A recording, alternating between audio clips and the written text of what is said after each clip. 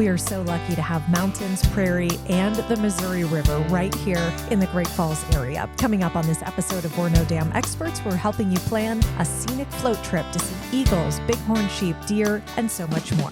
Best damn podcast, the best damn town. You want to get up, get ready to get down.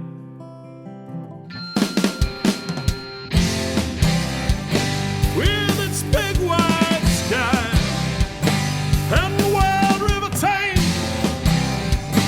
if you want to go, we can take you there to Great Falls, Montana. Welcome to the greatest damn town in Montana, Great Falls. I'm Rebecca Ingham. I'm Shannon Newth, and We're No Damn Experts. I We've am really off missed today. that the past few episodes. It's like I haven't done this in years. Yeah, well, it's been a couple weeks. After 190 some episodes, Yeah. I should be able to not have to think about episode it. 191 right here. Ooh. Yeah, So Shannon, I love it when you bring guests in. me too. People I have no idea about, know nothing. It's part of the fun. Yeah, and they're not scared yet. This is so- usually how it works too. I schedule guests and then Rebecca just shows up. And Yeah. I have like, no what idea are we what's going doing? on. So Shannon, tell us what you have in store for the listeners today. Yes, we want to welcome Ken Speidel to our podcast studio today. Ken, thank you for being here. Thank you. My pleasure. Yeah. Thanks for having me. We won't get into details, but he's here recovering from a trip, a rough trip. yesterday. Yeah. Ken, for the listeners at home, since Shannon didn't say anything, and myself. I was getting there. Yeah. Oh, Go you ahead. were? No, go for it. No. Okay. You're talking.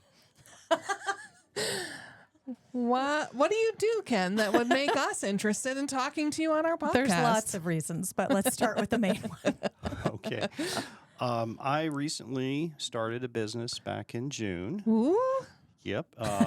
A scenic guided river business Oh my goodness, on the Missouri. on the Missouri. Yep. And also other local rivers. I'll do Dearborn? Dearborn as Sun? well when there's water. Sun, Marias. Oh my nice. among other goodness. Yeah. things. So You're hitting a lot Do of you the do tributaries. Smith? Do you get any? I can do the Smith that's not the permitted section. Okay. Yeah, the I upper don't know and how the that lower- worked for lower Smith. businesses with Yeah. permits. Okay. Yeah. The history on the company is I was a previous employee of Montana River Outfitters here in Great Falls, Oh, which had been here for 50 years. Yeah, long time. Yeah, the owner of the company recently retired. He closed on July 1st. Oh. So with him doing that, that effectively ended all scenic guided trips in this area. There were plenty of options that remain for fishing trips, but I don't do fishing trips because primarily I'm a very bad fisherman. So You would make other people look good, though, right? Well, that's one way of looking at it. That's There you are, always positive. always positive.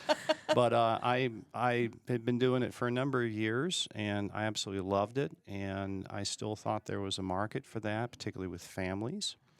And I couldn't imagine going through a summer where we didn't have that option in the community here. So I started up the company, and it's been quite busy, and very happy with it so far. And I've had a lot of different guests this summer, this first year. It's been a good year. So when it comes down to the scenic portion, I'm just going to start rattling things off. Do you do like the White Cliffs up by Fort Benton? Is that one of the trips you do? No, the White Cliffs, my company is very, very small. 'Kay.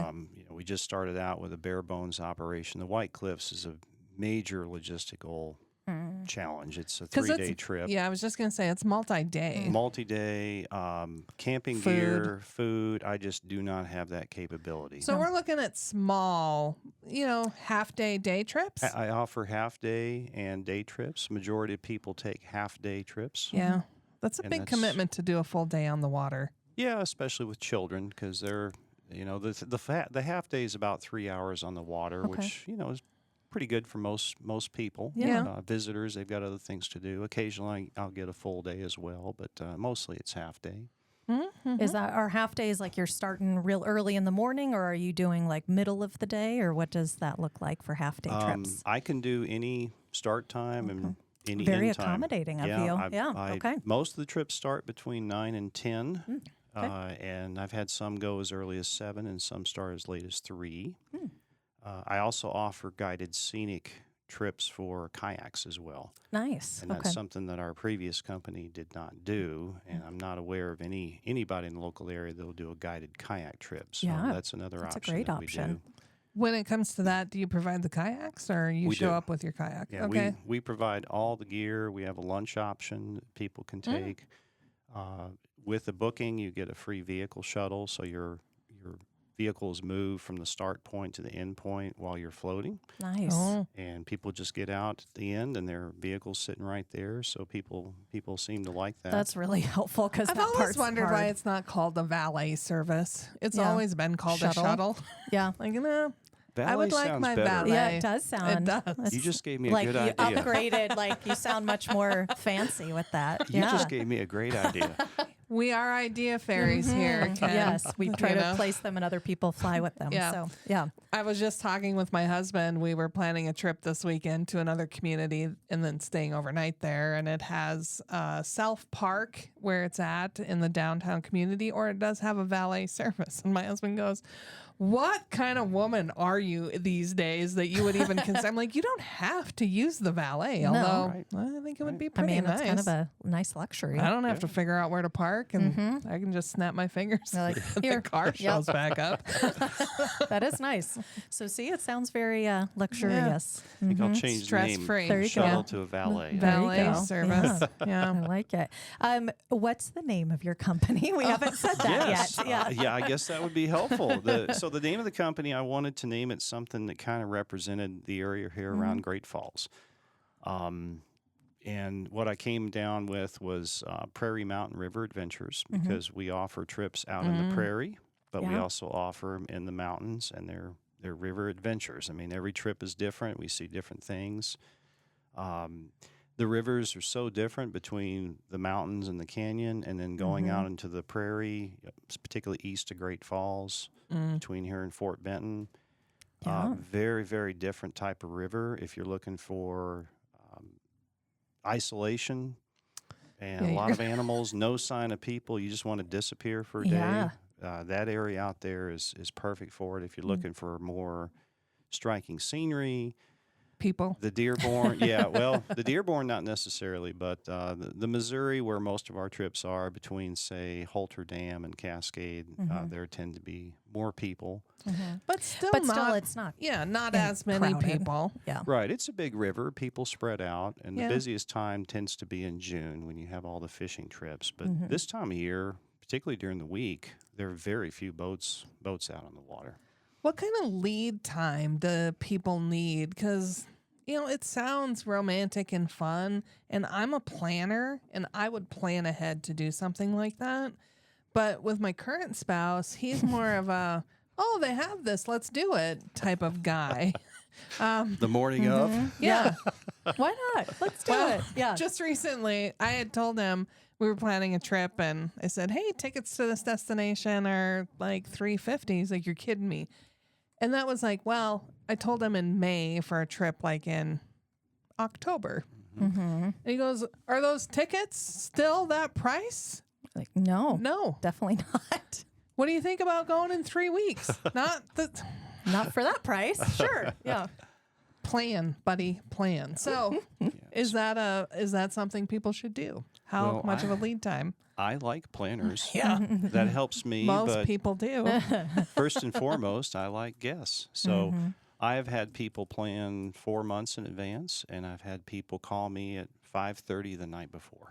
Holy moly. And in most cases, we can accommodate even a call that late because we have everything pretty well ironed out. We've got things ready to go. We can usually accommodate a last-minute request like that, unless we have another trip the next day. Sure. Because we can't really do multiple trips per day unless a trip goes really early in the morning and somebody wants to go late in the afternoon. But Okay. That is really nice, though, because I will say and this is nothing against any other company, but if you're planning a fishing trip or other things, like those are often, you have to plan A year. well in advance for those. Yes. They book up really, really fast. So I think it's really quite nice that you have the flexibility, because I know some people, we've had guests who've come in our office and decide that they want to go do something on the river. And a lot of times like, well, Yeah. did you plan last year? So I think I think it's really helpful to have that flexibility from your business for guests who get here and they're like, oh, I didn't know there was a river, which they didn't plan clearly, but yeah. It is odd. People are like, oh, you have a river here. Yep. North America's largest. Longest. North America's longest river. Yes. And most beautiful, I think. I would agree with you. It is, and it creates some beautiful areas. I mean, the diversity here I am pontificating like I am the expert. The diversity of the landscapes on the river is pretty impressive. Absolutely. How long have you been on the river? Oh, so I kind of fell in love with rivers about 30 years ago, and most of the time I did volunteer guiding. Okay. I was in the military for quite a long time, and I did volunteer guiding with the military. And then when I retired from the military, I started to do this professionally and on a paying basis. And the miles have added up. So I've got about almost 3,000 guided miles on the Missouri. The trips do add up, and just enjoy doing it. It's the people I meet are fantastic. I'm people from all over the world. I've had visitors from, I think, 12 different countries. And it's just a great and that's opportunity. just since you started your business, or over the course of your time with... of my time with with my business and the previous business. Yeah. So, and then we have interesting groups. So we've had Vietnam veterans that have suffered from PTSD that have done trips with us, and their reaction to seeing eagles is just absolutely memorable. I had a man on my boat one time and we had an eagle fly right over the raft, and it came down and it grabbed a fish, and he was from New York City, and he'd never seen an eagle in the wild. Wow. And he started to cry, and this man was in his 70s, and he says, I can go see Jesus now. I've seen a bald eagle in the wild. And it was just things like that remind you as a local here that what we have here is really, really special, and never to take it for granted. Well, and we just discussed that. I got back from Tampa Bay, Florida, a couple weeks ago on the podcast. Loyal listeners, you'll remember this conversation. But you can't see the sky. You can't see nature. You forget that that's how some people live. And then you get home and you're like, oh, thank goodness. I can see the sky. I can see out. I can see what's around the corner. And there's a benefit to that. So you've kind of hinted a little bit. We're going to dig deep into who Ken is. How long have you been in Great Falls? So, I was in Great Falls in the early 90s for about 4 years. This was my first assignment in the military. Okay. So Malmstrom Air Force Base. Air Force Base. And then I went all around the world and came back in 2014 and retired in 2017 and have been here ever since. See, that's what happens here. Yeah, there's quite a few people who choose to come back, who are Don't stationed expect here. you're just going to show up in Great Falls and then leave again, because a part of this community sucks into your being. Yes, it does. Brings you back again and again. And my wife was from Arizona, so the first time we were here, she absolutely hated it. Winter? Because the winter. Yeah. But what was surprising is when it came time to retire, I asked her where she wanted to live, because she'd been following me around for many years, and she actually picked this area. Oh. So, is she liking that decision still? Yes. Good. Yes, because she's a horse lady, and she realized that one of the best places to be a horse lady is Montana. Yeah, we got horses. We have horses, that's right. And that's something else that the two of you do is near Cascade, correct? You have some stables there. Yeah, that's my wife's business. Yeah. She does a horse hotel. We cater to overnight guests traveling with horses. Again, about 80% of them are Canadian. And I am I guess you'd say an employee there. My job is to do muck stalls. Muck stalls and fix things. Horses are like 2-year-old kids. They break everything. Yeah, they get a little excited. Oh, yeah. I mean, they're out in Montana, just and like everybody else. They're excited. That's right. So what's the name of this horse boarding deal? the pard yard. Ah. And so people ask, what is pard? My wife is of Dutch Belgian heritage, Okay. and pard is the Dutch word for horse. Oh, Okay. that And makes so sense. she then. thought that pard yard Yeah. It's sang pretty beautiful. well. That Yeah. makes sense, doesn't it? Yeah. And you also, so you have horses, you have your military, you have your floating, you're also a hockey guy. Yes, I'm a hockey guy. That's what I do in the winter. Oh, So in the play summertime, hockey, ref hockey. I ref hockey. Okay. So I'm the head referee for the Great Falls Hockey Referee Association. So we staff games here for the City Youth League, for the adult leagues, and also for University of Providence Oh, wow. here. And the season starts up pretty soon. And my job is to find new referees, which is always a challenge. Keep the ones we have, which is Even Which is more of tough. a challenge. difficult being a referee, obviously, although I would say the community treats us very well. That's the good. players, the parents treat us with respect. But it's just finding someone with the skills to skate, because I can teach them to be a referee, but I can't teach them how to skate. It's And then kinda do hard. both of those at the same time while paying Yes. attention. Right. And having it does- people it yell at seems- you. And yeah. Yeah, definitely. But that keeps me busy in the wintertime. So obviously, because goodness. obviously I'm not on the river in the wintertime. Yep. But let me just throw this out. The river doesn't really freeze over. Some sections do. They Okay. yeah, but given the time of year and the opportunity, there's still floating ability. Well, it's funny you mention that. I've done trips as late as Halloween, Okay. and I won't say that it was very comfortable, but we did it. But you did. Yeah. and we got everybody off the boat safely, so that's a Did successful they float. enjoy it, or were they like, this was a bad choice? I think they realized about 2 miles in They're when like- they started saying, "Are we there yet?" You're like, No. no, It's like, just sit "Oh, back and yeah." enjoy. And they Yeah. drank all the hot coffee we brought them within the first mile. so- Yeah. Yeah. What is a typical number of miles that you do on a float trip? Yeah, so a half-day trip is typically about 9 miles Oh, wow. on the upper Missouri, and then a full day is about 16 to 18. It really depends on the wow. route. We kind of target for time, so we Yeah. try to target about 3 to 3.5 hours for a half day, 6 to 6.5 for a full day, Okay. and And that's there's- excluding stops. Usually we'll stop for a lunch. We'll set up a little lunch-side picnic for them. Sometimes they just want to stop and stretch their legs a bit. And there's no motor on your boat. It's all paddling. There is a motor. It's you. my- Manpower. My 2 arms. That's I different than me expected- sitting out there in my own little kayak paddling. Yeah. There have been moments where my husband's like, why don't you just drive the boat? And I'm like, no, I just want to be driven around. And at least that's easy. It's a motor and he Yeah. can start it and Yeah. run. But Well, and that's what we try to offer as an appeal to our guests, is that you want to come enjoy the river, let us do all the work. yeah. Let us fight the winds, let us fight the currents, let us set everything up for you, because the river has got a lot of unknowns about it, particularly from people from out of town. Where do you start? Where do you end? I've heard many stories of people putting in at Ulm expecting to be at Broadwater Bay by the end of the day, and that's actually a 2 to 3 day float. Yeah, you Because don't realize how far that is. It's very far, and the river's slow down there.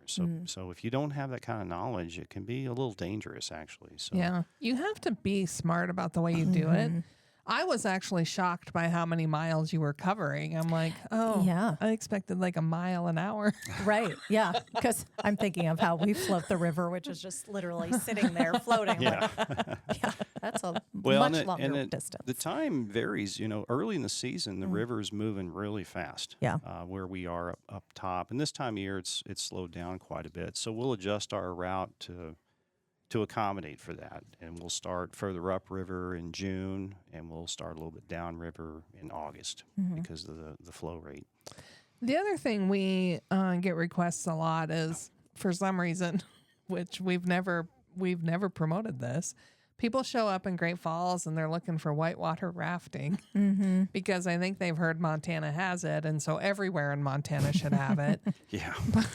That's Yeah. not really a thing for our river. Right. But I have heard there are small areas where it can be like small white water-ish. Is this true, or am I making that up? No, that's very true. The Missouri has a few sections of some very small waves between here and Holter Dam. Not much, but there is a Class 2 rapid, and rapids are rated from Class 1 to 5. And Okay. Oh. there's a Class 2 rapid just downriver of Pruitt Creek, just below the I-15 bridge. Just one wave, but it's fun. There's a pretty big wave where Belt Creek enters the Missouri, just east of town. It can be up to a Class 3. But most of our whitewater, the closest whitewater I would say is probably the Blackfoot River. Yeah. And we do offer the Blackfoot River, but it's very, very seasonal. Most whitewater is May through June. July, August, September, you're pretty much out of whitewater with the exception of maybe the Alberton Gorge in near Missoula on the Clark Fork, and we don't offer that. It's too far away for us. There's other companies out there that would do can that. do that. Is there a section on the Dearborn that in June has a little bit of? I went on a Yes. kayak trip a few years ago on the Dearborn, and it was in like early June, and I remember some of us that were not as experienced in this walked around it because there were also some like large boulders, and maybe that was more of the issue was the boulders. But I just remember the section on the Dearborn that seemed a little more tricky. That is a very tricky section. Okay. I know exactly what I'm talking what about? you're talking Okay. about. I Yeah. got my raft high-centered on one of those boulders one time, so I learned the hard way a long time ago. I flipped a few times on this trip too. Yeah. But yeah, just below that section, there's a wave or two, but Yeah. the bigger challenge I think on that river is avoiding the rocks. Yeah. Mm-hmm. And it's a narrow river. When it's full of water, it's particularly violent, and people have Yeah, it was pretty had some fast. accidents there before. Yeah. But if you wait too long, it's too low, and you're constantly bumping into rocks. So the Dearborn and Belt Creek are both rivers that are around here that people need to really be careful because they have a Respect. reputation of they have, especially Belt Creek has a reputation of a fun float, but it has taken some lives, unfortunately, up in Belt Creek and Dearborn River as well. That's just the caution that you need to have, and be prepared, especially if you think you're going to do it all by yourself the first time. You know, those are the cautions that are a reality for outdoor recreation. Just like if you're going to hike in the mountains, there's going to be animals there that don't want you there. So be careful. But going with a guide service, someone who knows the river, someone who knows what's happening, just got to put a lot of people's minds at ease, I'd have to think. Yeah. Sure, yeah, because we know the river, we're experienced, we can read the water and the currents. We've rescued people before, we know how to do that type of thing. Safety is a huge issue. We don't do any trip until we've had a full safety briefing, particularly for kayak trips because they're a little more treacherous. But a lot of people are not familiar with all the rules of the river, and we go into in-depth detail on how to be safe on the river because my number one goal is to bring everybody back. Yeah. That's my first priority is everybody's gonna come off the boat and healthy. Yeah. And, that's what we want to do. What if someone books a trip like you let them book a trip in April, which would be really early? But we've had times in April where it's just absolutely gorgeous and would be fine to go. But there's also times where it's snowing and you'd be a frozen popsicle if you went. What happens in that instance? Like we've heard the horror stories on the Smith River. Like if you've got your permit, that's when you go, and it does not matter how bad it is because it's like winning the lottery. Is that the same case for a guide, or do they say, we're going to reschedule you to a time where it's not going to be so horrible? Yeah, that's a good question. So the only time that we will actually, the only times I should say, where we'll actually intervene on a trip is if there's lightning. We absolutely have to pause the trip. We have to get off the river. Yeah. Lightning is probably the biggest danger we have. And also if the water levels are too low, which can be the case on the Dearborn, can be the case on the Marias actually as well. We won't do those trips. So if someone has booked it for that time, we'll give them their money back or give them the option to do a different river if they want.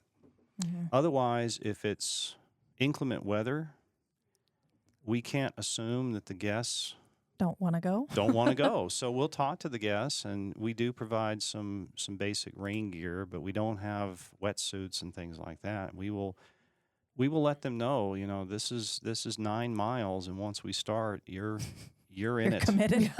And We're in it together until the end. if you have your own gear, if you're going to stay warm and dry, let's go, because our guides are trained. They have the gear to do that. If not, if you show up in flip flops and a swimming outfit, this could be a very, very bad trip for you. Mm-hmm. And try to warn them. Yes. Yeah. Mm-hmm. I've shared on this podcast before, but we have some friends who they have their own raft and they go. I'm assuming they're doing that this year too, but they went every month out of the year. It's doing some type of float trip, and I remember seeing their pictures from some weekends. It's like, you're out there right now, in January, but they did it. I mean, and you never know. Yeah. There's some nice weekends in there too. Absolutely. But yeah, That's there's one thing committed about this people. area is you've got pretty much every month you can have a nice day or you can have a miserable day. Yeah. Even in July and August, I've had some terrible storms hit us in July and August. Yeah. And I've seen some days in the middle of winter that I thought I should be out on my kayak today. When it comes to, where was I going with that question? I don't know. Do you want me to talk? Yeah, why don't you give it a Okay, shot? you think about things. So before we hit record on this, we were talking a little bit about, you kind of feel out the temperature of the group that you're with in terms of kind of what they're looking for. But you offer, not only are you paddling, if you will, but you're also providing history and talking about the area and what you're seeing. Sure. What are some of the things that people can learn and experience from you as a guide that they wouldn't necessarily get if they were just out on their own? Well, because we've seen the section of the river so much, the sections that we do, we know where all the eagle nests are. We know the typical migration patterns of the bighorn sheep. We know where there's been bear activity. So we'll try to point that out to the guests. We bring along binoculars for them to look at the eagles. And for a lot of people, they've never seen eagles in the wild. So that's a big rush. For us here in Montana, we kind of gotten used to that, although we shouldn't. Right.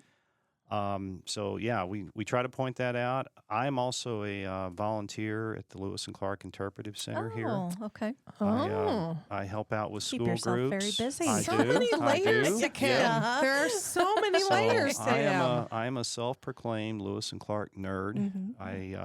I like to get dressed up in his Oh, do military you? outfit and guide school groups through, and been doing that for about 7 years. But by doing that, I've picked up a lot of Lewis and Clark experience, which kind of helps my guide operations, and the guide operations actually help the Lewis and Clark Interpretive Center side of what I do. And so I like to offer people a little bit of the history of the tribes and the expedition that go up through these areas. Some people are interested in it, some people are not. I wish I knew more about plants and geology. I'm Flora and fauna. Exactly. Are people constantly asking, like, what's what that kind of flower is that? I have some people that are very interested in weeds and plants, and that's not something I've ever been real keen on or really smart. Trying to learn more about geology. There's some fascinating geology on these things. Some of these rivers you can actually find during low time, August and September. Out on the prairie, you can find ancient bison bones protruding from the riverbank, where the river's been eroded by or the bank has been eroded by the river, and that's fascinating. That you can go out and find bones that are that old out there. Yeah. That's cool. So much like fishing has kind of this key window of when it's good on the river, scenic tours are kind of good year round, but what's kind of the optimum time to just really get the best scenery, in your opinion, if there is one? I think it runs June through probably mid-July. Okay. June's a little dicey sometimes. It can snow, as it did this June, but the air is really, really clear. It doesn't get as hot, although if you're hot on the river, you can just jump in, which is nice. A lot of people like to do that. They like to swim in the river. June can get a little crowded on the river because it's also high time for fishing. But most of my trips don't really start up until mid-June. And my trips, my activity kind of coincides with the school schedule Okay. because most of the people I take out are families. So mid-June, everybody's starting their vacations. The kids are out of school, and usually by Labor Day, it's almost dried up.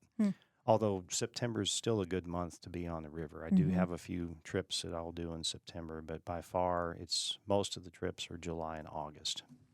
How many total people can you fit in one raft? One raft, I can fit 9 people in one raft. Including the guide? Including the guide, okay. yes. Nice. Absolutely. And how many rafts do you have, or how many can go out at one time? I have 3 rafts. Okay. Right Oh, now. that's a lot so you of could people. do a big. And I've You could got- do a big group. Big family reunion type Yep. thing. I have a big group coming up Friday. Local company here in Great Falls. It's doing a big trip with us. Nice. So and it's another thing we do a lot of is office offsites. People That's book fun. us for a day and have an office outing. It's kind of fun. It's a great idea. So some families can. You're new to me, and you're new to this podcast. Some families do like to drink beer. So do you Sure. allow people to drink moderately or have beer? Responsibly. Yeah, on the river. Because one of the big things that we've talked about in the past is kind of this recreating responsibly. Yes. You can drink some beers on the river if that's your thing, but you need to pick up and clean up after yourself. And it's not a time to just, get in a water tank and float down the river and see how much beer you can consume in an hour. But is some of that allowed on your rafts? Yeah. And if you don't want to discuss it, you can just tell me to shut up. So. No, that's a question we get a lot. I tell people that we don't provide any alcohol. We do provide free drinks, sodas and waters and Gatorades and things like that, but we won't provide any alcohol. We don't sell alcohol either, but what I tell people is if you'd like to bring alcohol on board, you certainly can. We just have 2 rules. Number 1 is it has to be consumed responsibly and consumed by people of legal age. And by far, most of the guests are very, very responsible. If we have a situation where it gets out of hand, we will let them know that if this continues, that we're going to have to cease the This behavior is not tolerable. cease the trip. Going overboard. And that usually gets their attention because Yeah. the last thing they want is to be dumped off the side of the river halfway down without their vehicle there. So that's very effective in getting them to straighten out. But it's very important to stay hydrated on the river and not necessarily alcohol. I personally don't believe water and alcohol mix at all. It's especially on a river. And I've seen many people that have not been drinking enough water while they're drinking beer, especially on hot days. And we've had a couple of cases where people have started to get dehydration. Not And good. you don't realize when you're floating, usually until you get out, you're like, oh. It just hits you different when you're floating. It does, because you're surrounded by water and the air is kind of cool from the water, and you don't think about drinking water. Right. It's so good to hydrate. It's my Speaking second of- favorite drink is water. Speaking of hydrating, how do bathroom breaks and going to the bathroom work on your trips? Oh, this Oh, nitty gritty. Boy. Look at this. I know how we do it when we're floating. I'm guessing this is not how it works. How do you do it when you float? We have a nice large raft. You can just kind of hang off the edge. Yeah. So, boy, that's a doozy of a question. Yeah. But once again, another very good question that we actually cover this in our pre-launch Safety briefing. Look at that. Because we don't have a lot of access to toilets along the Right. river. Yeah. So what I tell people is if you have to do your business, the best place to do it, and this is what I've been told by river rangers, is to do it in the river. Yeah. yeah. And that works pretty well when it's 100 degrees, but when it's When it's one of those 45 cooler degrees, days. Yeah. what we'll do is we'll pull off on the side and find them what I call a Montana bathroom. Yeah. Some trees and some weeds. Nice little bush. Yep. And we bring toilet paper, garbage sacks, and hand sanitizer just for those particular reasons. Yeah. Some people are just really think that's cool to do that, and then other people are just Be in the woods. some people have never done that before, and they just think that's part of the experience, and that's great. Should advertise that. Yeah. You can pee behind a bush. That might get me in trouble with FWP. But others are quite shocked that there are not designated full-service bathrooms along the river. And I've even had people, when we start, you're familiar with the vault toilets that are at the fishing access sites. I've had people that have never seen a vault toilet and have come back from the vault toilet and have said things like, "Mom, that toilet doesn't flush." Yeah. Mm-hmm. And I've had some people quite shocked at that. And it just kind of highlights the differences in people's backgrounds and their experiences. And after the initial shock, they're kind of like, "Hey, this is kind of cool." Well, that's good. They must be good vault toilets, They must you be. know? I know Because that's I've been my in a experience few is where it's not like, that. we're going to leave this door open Yeah. while this happens. I usually would rather go find Behind somewhere the in the bush. Yeah. While we're just kind of talking about nitty gritty stuff, conservation license is now something Yes. that's required on state land and things like that. I imagine all the places you're going on these trips, people would need their conservation license. Absolutely. Yeah. So do they need to get that, or is that part of the guide service? Like when they book, do you give them one? No, unfortunately, we can't do it for them because to apply for it, it requires that their personal information, which we're not privy to. But we let them know that they're required to have it and that they're susceptible to being checked. So they have to get it before the trip. And we haven't seen any cases yet where they've asked us for those. We've been stopped for life jackets, which is good. They're out there on the river checking for life jackets, but we haven't seen them stop for the license yet. But we do let them know that is required, and it's their responsibility to get it. And that can be done, like if they forget, they can do it online, so long as there's service right there. And then pay the $4 for that, and that's a year license as well. Can be done electronically if you have service. Yeah, yeah. We before every trip, if there's time, unless it's booked really late at night, we still let them know about it. But normally we'll send a preparation sheet and has a link to the FWP site for the license, and it's I think it's $8 for Montana residents. And $10 now for there we go. So they've changed from the first. Yeah, I think those numbers sound correct. Yeah. They might have always been that number. Yeah, I was trying to remember because I did it in conjunction with like a fishing license and stuff. So don't ever think what we have to say is fact. Again, look at the title of this. And it's podcast. Not required for people under the age of 12. Okay, that's good to remember too. And we do, if you go back, I don't remember which episode it is, but we do have a whole episode all about the conservation license for listeners to go back and check out. Yep. It's a good one. We don't remember which one it is, but it was it's good. Probably a lot further back than I'm remembering it being. And he gave you a sign that you have in your office. I do. Yeah. I need to find a great way to display it here in the office, but I haven't figured it out. Yeah, it says it's like it's conservation required to recreate here thing. Ones they have at the sites now. Yeah, we've got a sample of it here. It's nice. Leaned up against my desk. On the days when you're just really not feeling it, we could put it in front window. That would be nice. Some days, and I don't know if this happens to you, but some days there are certain people you don't want to spend an entire day with. And so for me, it becomes a challenge to be interacting and nice to the public when you're like, oh, I'm just off today. I'm not myself. I'm not chipper. I'm not excited. Yeah. I just hunker in my office. And does military kin come out ever when you're guiding? Knock it off. Military kin comes out when someone's safety is in jeopardy. Yeah.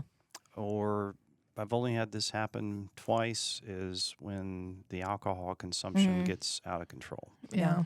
But yeah, otherwise military kin is very subdued. and as far as not being into it certain days, fortunately I don't have that problem because I love what I do so much. I look forward to every single trip. We'll send people out to you then on the desk. to test me? We can compare notes later. Just like, hey, I'm not on my game, but Ken. Yeah. But Ken Ken's your guy.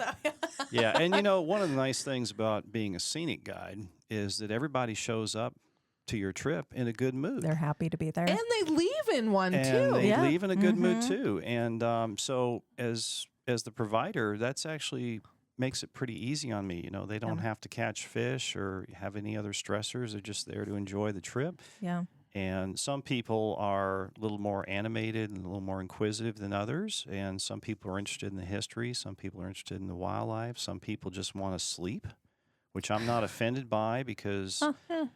Well, we did learn in our research for our strategic planning that a lot of people go on vacation to take naps. Yeah. Like their big activity is a nap. And I'm like, well, I do get that. I do love myself a nap. And you don't have any other of your normal, like, I'm not in my house, so I feel like I need to be doing this, this, and this. So one of the things, there's a progression of activity that is interesting to watch when you start a river trip.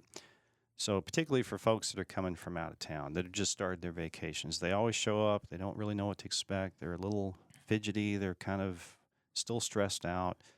They start checking their emails, and of course their phones don't work because we're up in the canyon. Yeah. There's no service, or we're way out east. Mm-hmm. And there's initial shock. What do I do that I have no reception now? But after a while, I see it happen over the course of 3 hours. They get on that water, that gentle rocking, that clean air, the sights. You can see them just start to unwind. And by the end of the trip, they don't want their phones back. They don't want the trip to be over.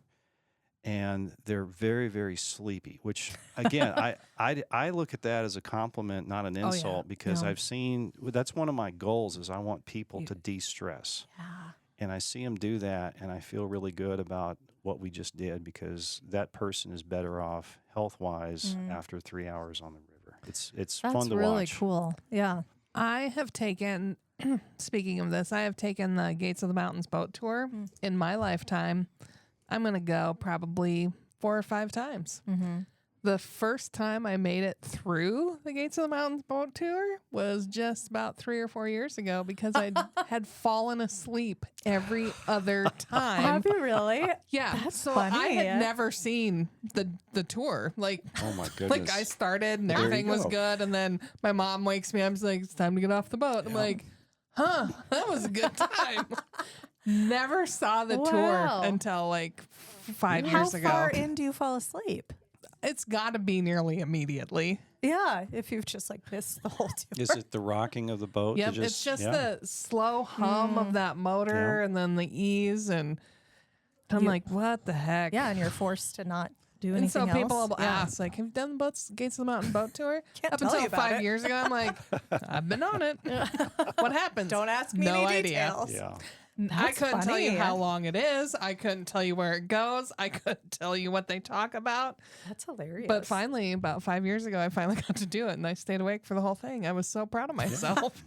Well, there's an example of what I'm talking about right there. See, now I won't feel so bad when I get when you sleepy fall on asleep. things. Yeah. That is nice, though. That's got to be kind of neat to see that transition of people, and especially if it's early on in their trip. I don't know about you guys, but often it takes like a while, and it's finally at the end of a vacation that you're finally like relaxed. And so the first 2 days I need to be able to actually get into vacation mode. Yeah. And then the last 2 days you're ramping back up like, right. You need that time in between. You need that small window of, I don't care what's happening anywhere else in the world. I don't care what time it is. I don't care. Yeah. That's cool that you get to see that process happen. It's a lot of fun, really. Yeah. So talk to me about the sun, because that's kind of the elusive part of our recreation landscape here. The sun flows right into the Missouri, and we know nothing about it other than it shows up here. Yeah. What portion of the sun do you do? So we do the kind of the lower portion. There's a section up by Gibson Dam that has some white water. I typically don't do that. I'll do mainly, that's a really good kayak route for intermediate kayakers, not necessary for beginner kayakers. Okay. But with the sun, you have to be careful because it's a narrow river. It's a wild river. There's a lot of vegetation, driftwood in the river, a lot of channels that kind of have dead ends that are drifted over, and so those are routes that we typically would take an intermediate kayaker. And there's also some diversion dams to be careful of down there. But it is a beautiful river. There's a lot of bear activity on that river. We've seen some bear down there. And Have you ever floated alongside a bear? Because they swim. yes, actually, I had a bear Really? Swimming next to you? at the Mid Canyon Fishing Access Site, which is one of the primary put-ins. We were doing Yeah, we doing go our there thing. all the time. Yep. We were doing our thing and getting ready to go in and jumped in and started going off. And a little boy in front of me says, "What's with that dog behind you?" Oh, no. And I turn around and lo and behold, it's a black bear that just jumped in the water right after we went through. And he was just swimming across to the other side of the river. Gosh. But he was bedded down in the weeds, in the vegetation, right there, probably no more than 30 feet from where our group was the entire time. Wow. So, yeah, that was kind of a wake-up call to me that I thought, well, maybe I should start carrying bear spray. And now Yeah. some of the trips, like Marias and the Sun, I do carry bear spray, but I never thought to do it. Yeah. Yeah, especially Up 'cause here. that's one of the busier sections. So Absolutely. you would think that they would Yeah. just inherently avoid Yeah. that. But Yeah. interesting. What other random animals have you seen in the water? Do snakes go? Have you Yes, seen? snakes. Yes. No, I know they go in the water, which I just think. Are you of a all snake the, fan? No. Oh. I think of all the things. I'm like, really? I You can't even I escape have them to in the tell water. you- I have to tell you, the first time I saw a snake swimming No.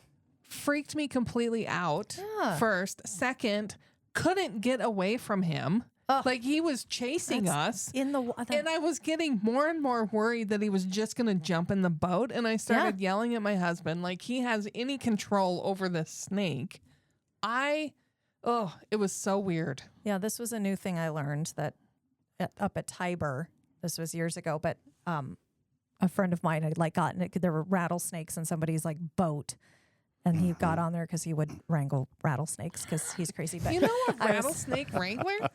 yeah, well, not officially, but this is a Haver boy, so that's Yeah, what they that do. makes sense. Yeah.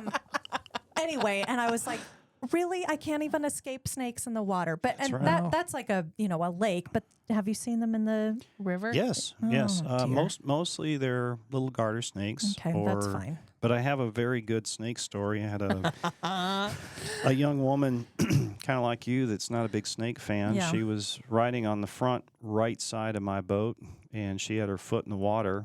And we were down at a place called Mountain Palace, where Yes. the river does a huge bend, and most of the river flows backwards. And so it's very difficult as a guide to flow through there because you have to find the current, which is only about 10 There's feet a wide spot where you just get like stuck, right? on either side Yeah, of that little yeah. chute. So I'm getting into the current, and all of a sudden she screams. And I thought, oh my gosh, she just fell overboard. Yeah. And she's looking down at her foot, and her foot's just flailing right and left. And there was a bull snake that had wrapped around her foot.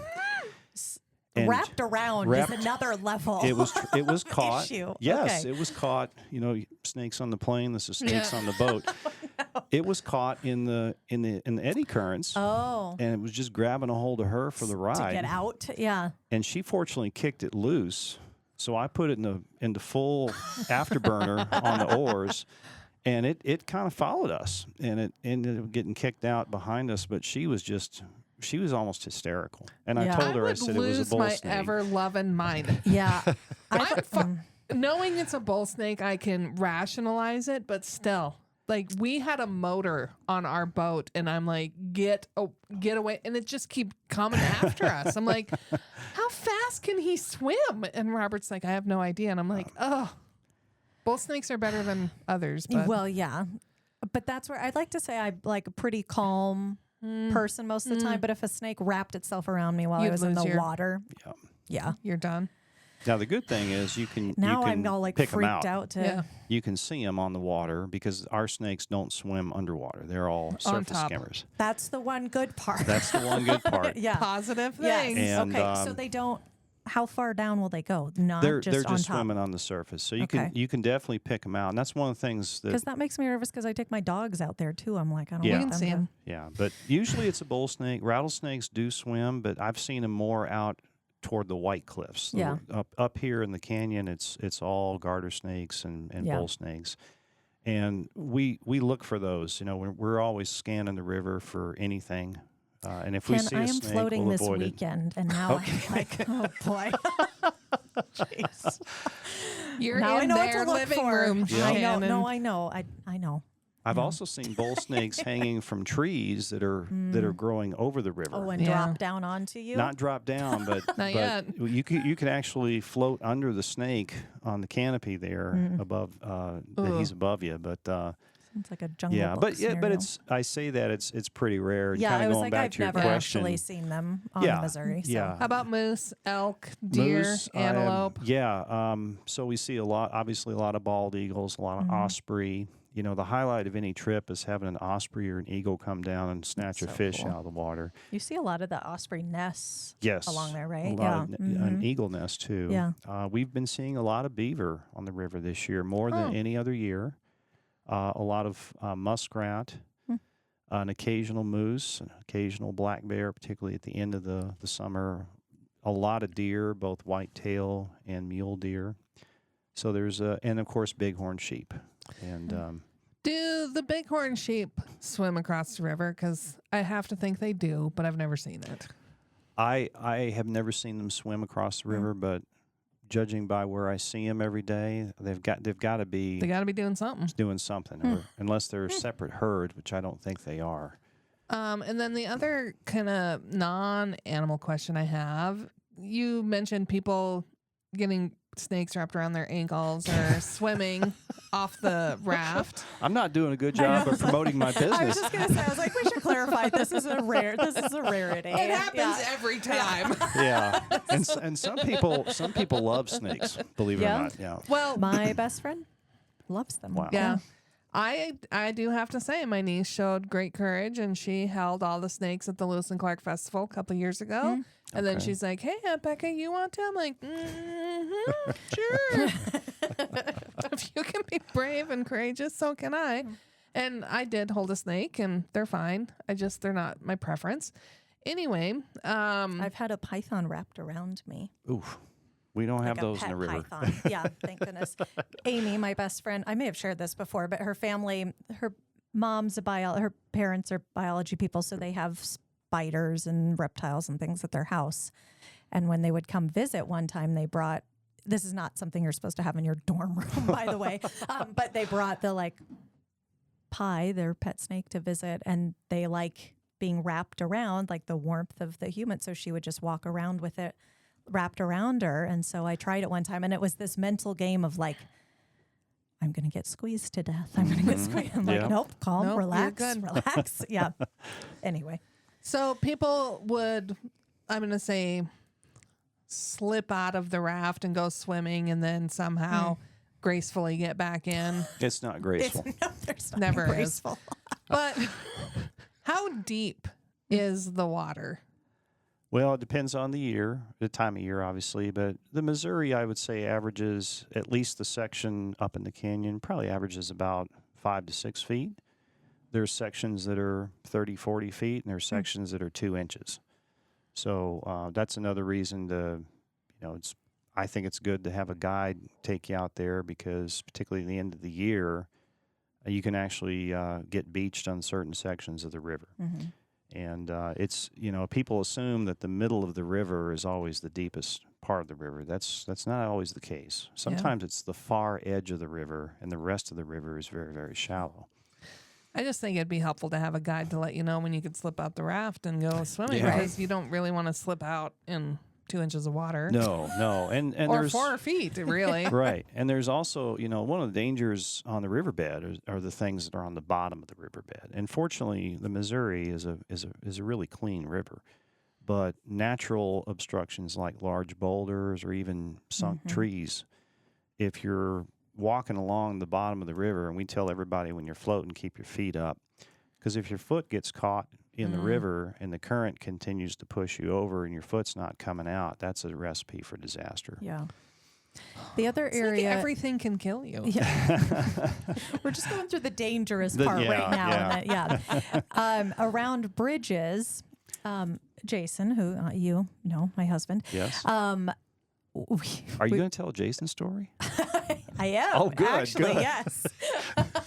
So A podcast episode is not complete unless we're telling Unless I stories tell about a some husband. I Yeah. love it. I love it. So they know each other from reffing hockey. Yep. Yes.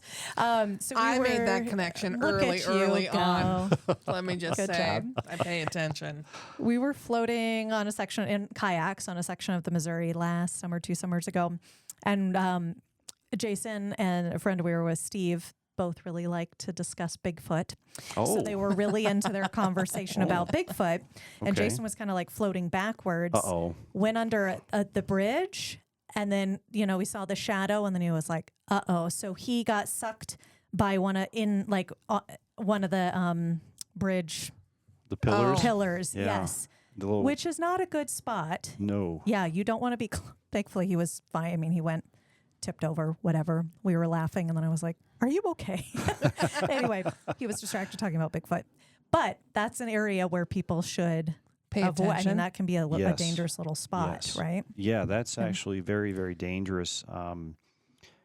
You can actually get pinned, and this happened on the Bitterroot River earlier this summer.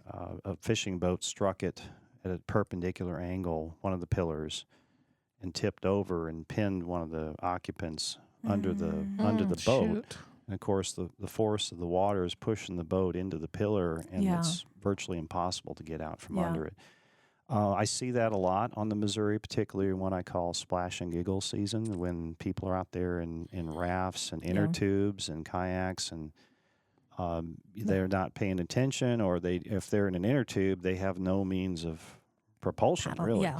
So they'll hit these things, and that's bad enough. But if they get behind it, where the water forms kind of a vortex, and they're not wearing a life jacket, that's the number one thing, is you can potentially run into trouble Yeah. around the bridges. And that's why I think everybody should be wearing a life jacket no matter what they're doing on the river, because the river water is powerful. It really is. It can Well, and it's cause a lot of trouble. unpredictable. As Yeah. much as people think it just floats by all the time, just minding its own and business. the Missouri looks like a safe, lazy river, but Yeah. there's a lot of water that's sometimes changing direction really quickly. And when water does that, it creates some powerful Yeah. forces. So, well, back to happy thing. So we've covered the risks of recreating on the Sure. water, but this is also an advantage, like you've been saying, about going with a guide and somebody who knows what they're doing and knows the river. And can pay attention for you. You're right. Yeah, we you can look at the eagles. That's You can- right. yeah. We'll pay attention so you don't have to. Do you? I mean, you've got to know. Granted, the river changes a lot in terms of the season and timing, but you've got to know these rivers pretty well at this point. Pretty well. However, you never want to assume that the river's the same every single trip. Now, obviously, your first trip of the season on any river, it's like brand new, starting all over again, because you don't know what's happened through the winter. But even week to week, for example, on the Missouri, there are a lot of rocks that fall up in the canyon, and there could be a large rock that fell into a section that wasn't there last week. I've been out on the White Cliffs and have witnessed some of the White Cliffs, some of the sandstone just completely collapse into the river, Oh wow! and it's a lot of ground, and it changes the behavior of the river quite a bit. So you have to be really careful at all times. Yeah. What else was I going to say? Oh, do you have a favorite, like your just personal favorite section of any of the places you go? That's a good question. Shannon comes up with the hard-hitting news style does. questions. I kind of like. There's nothing beats the scenery of the canyon Yeah. south of us, but I like the solitude of kayaking from, say, Carter Ferry to Coal Banks Landing out in the east. Okay. Because there's a lot of history there. You can really envision Lewis and Clark when you're out there, because you just don't see anything. Yeah. And it's peaceful. There's a lot of wildlife, believe it or not, that's out there. It's just very, very. Yeah, it's a wind down. Yeah. Having been on that section of the water, Ken, do you think back about the time when the president showed up and asked Lewis and Clark to just go explore on the water? Here's enough whiskey. We don't know what you're going to find, how long you're going to be gone. And you're thinking, I probably would have bowed out. Yeah. You know, honestly, I think about that expedition every single time I'm on the water because I just don't know how they did it. Yeah. And it was a military mission. So being a military guy, you kind of get it. Like, you're not going to just say, yeah, no, that's not my thing today. Well, but still, I mean, the hardship and the schedule those guys had, the 2.5 years, you know, when we went to the moon, we knew more about the moon before we got there than these guys knew about That's so the crazy to think expedition. about. Yeah. You know, there were stories of dinosaurs and strange, you know, fountains that blew out of the ground, and some of that turned out to be true. But, you know, and then when I'm on the river, I'm going downriver, and I'm thinking, how these guys Went up. went up the river and, you know, up further down by Cascade and Craig. They were hauling canoes upriver in moccasin shoes, getting sinking in the mud, getting their feet cut up, getting bit by rattlesnakes, and they did that all day long. And then at the end of the day, they had to go find some food. They had to go hunt or fish, and it's just an amazing story, and it's just fascinating. So yeah, I think about it all the time, which is one of the reasons I like that area out east, because not only can you think about it, but you can actually envision them coming around the corner. Because really not much has changed. Not much has changed out there at all. You know, obviously up in the canyon, it's very little different, bit different. but it's still beautiful. But if you want to make that connection with Lewis and Clark, that area out east is something special, I think. I think about, you know, month 4 of being on that water, not seeing people going, what are we doing? Right. Yeah. Where are we? I don't think we've got enough whiskey to get past Great Falls. Yeah. Yeah. Which they didn't. Which they didn't. They drank it all here, you know. Well, quite the task ahead of them. That's here. right. Yeah. See, this is also, if anybody starts complaining on one of your trips, you can be like, well, This is the way Lewis and Clark did it. You want to do it that way? Yeah. Well, it's neat reading their journals about being blasted by the sand and the wind, and I did a trip on the White Cliffs a couple of years ago with my brother and my wife, and we actually had to pull our boat down river, not upriver, because we had 60-mile-an-hour headwinds, and the moment we stopped rowing, you'd go so far. the boat would go back up the river. Oh my gosh. So it was actually quicker to just start walking it down the river, and I thought, this is just insane. Yeah. We're having to move our boat downriver by pulling it on the shore. Wow. And the shore is not always really nice. You know, sometimes very steep, sometimes it's just thick as can be with vegetation. And I thought, boy, you know, those guys really had it rough, you know, and I got a cooler full of food and drinks and, you know, I got Advil and Tylenol, and these guys didn't have that at all. A light at the end of the tunnel. Yeah. Trying to make some concoction out of cactus juice. Yeah. Like, see if this works. See if that helps. Bear grease for mosquito repellent, you know, smearing bear grease all over your body, and they did what they could do, you know. Yeah. Yeah. Honestly, I'm telling it's you, amazing. by month 4, you're like, yeah, this is fine. I'm just going to go roll around in the weeds. Yeah. Probably very week little- 4. There's very little I wouldn't try after a at that period of point. time on the expedition. Yeah, absolutely. Well, Ken, you've been a wealth of knowledge. Yes. I'll give you one more tidbit about Okay. Great Please do. Falls in terms of rivers that I think a lot of people here don't even know. Great Falls is the only place in the entire country where you can put your hand in the longest river in the country, in North America, as a matter of fact, and the shortest river. At the same right. time. One of my most unique river trips I ever did was I kayaked from Black Eagle Dam down into Giant Springs State Park and kayaked up the Roe River Did you really? to the bridge. Hey, I've never heard of anybody doing I that. don't think many people have done that. No. Now they won't let you get in the river or get out Right. at Giant Springs, because I respect that. They don't want a lot of people bringing boats in, but the river is public. So as long as we stayed in the river, get back out. we were fine. And so we just obviously didn't take us long to get up the Roe River.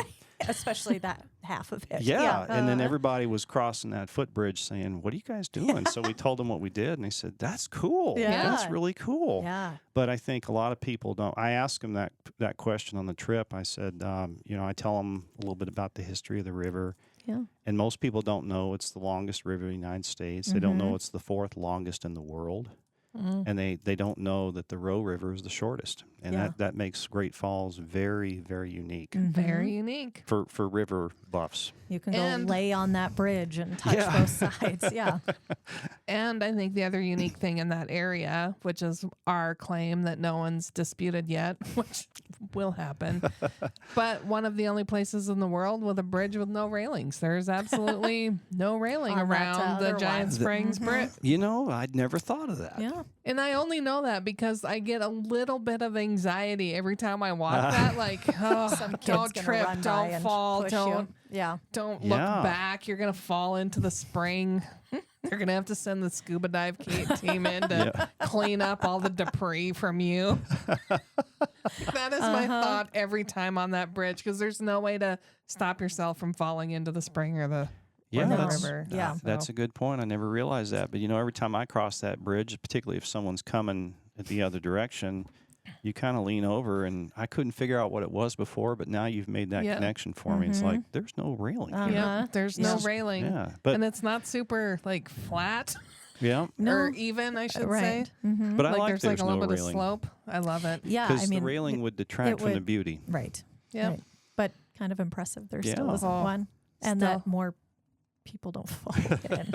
Well, we warned them up here. No That's rough true. housing Yeah. down there. Honestly, I'm surprised with You can over the Roe River. Rough house all you want over the Roe. There's a railing there. You're not going to fall in over there, but Yeah, not over the there, spring, The yeah. spring. I'm surprised I haven't fallen in, honestly, with the number of times I've been out there with like a camera and I'm just trying to get a cool Get shot. one more and I'm like, angle. yeah.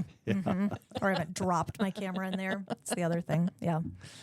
Well, Ken, thanks for being here, sharing everything you know. How and can people find you and get a hold of you? So, first of all, thank you for having me on your podcast. I appreciate the coverage. One of my challenges is getting the word out that we're still here. We're there to kind of fill in that gap from Montana River Outfitters. And unfortunately, we don't have a Facebook right now, but we do have a website. It's prairiemtriver.com.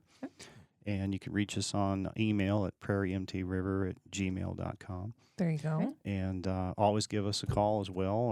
Our website's out there, and the website's pretty good because it kind of has our menu of river options with some photographs, and some of the photographs that the guests have taken are on our Google profile. Cool.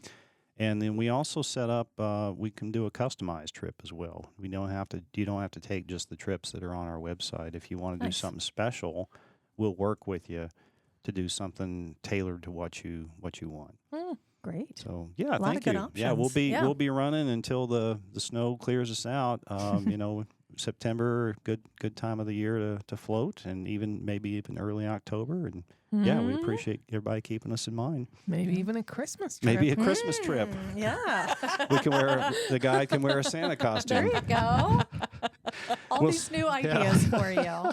And you're incorporating your valet service. I like now that. Too. That's great. Yeah. There'll be valet available for you. It's just really a great opportunity and a really easy way to experience the river. And, when you're on vacation, that's what you want. You want Easy. it to be easy. Yeah. Absolutely. So thank you for being here. Thank you. And folks, until we see your bright, smiling, happy, healthy, beautiful faces here in our fair, fair city, we hope you are creating amazing memories with your friends and family wherever you might be. See you soon. We're No Dam Experts is the recorded claims from Great Falls, Montana, covering what you need to know about this amazing damn town.